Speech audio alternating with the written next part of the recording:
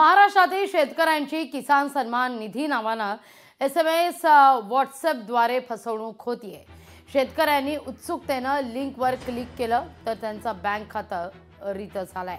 नाशिक मराठवाड्यातील अनेक शेतकऱ्यांची फसवणूक झाल्याची धक्कादायक माहिती उघड झाली आहे।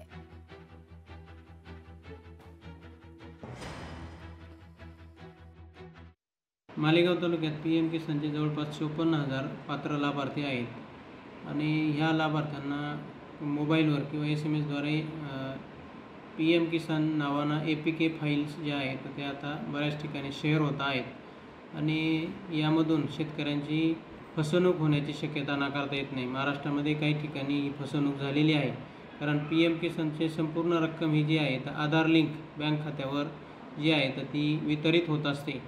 तर कुठल्याही शेतकऱ्यांनी अशा जे काही APK फाईल्स ज्या PM किसानच्या नावानं आपल्या मोबाईलवर आल्यानंतर त्या ओपन करू नये असं मी कृषी विभागामार्फत आवाहन करतो। महाराष्ट्रातील अनेक शेतकऱ्यांना पंतप्रधान किसान सन्मान निधी या नावाचे SMS किंवा व्हॉट्सअपद्वारे APK फाईल पाठवली जात आहे व APK फाईलला क्लिक केल्यास एक ॲप डाउनलोड होते।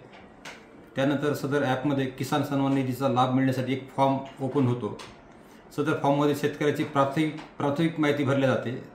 OTP क्रमांक इत्यादी माहिती भरल्यानंतर तुमची जी काही माहिती आहे ती संबंधित सायबर फ्रॉडला ती माहिती पोचते आणि तुमचे बँक खाते रिकामे होते। अशी कोणतीही फसवणूक झाल्यास cybercrime.gov.in या संकेतस्थळावर किंवा 1930 यावर आपण तात्काळ तक्रार दाखल करायची आहे।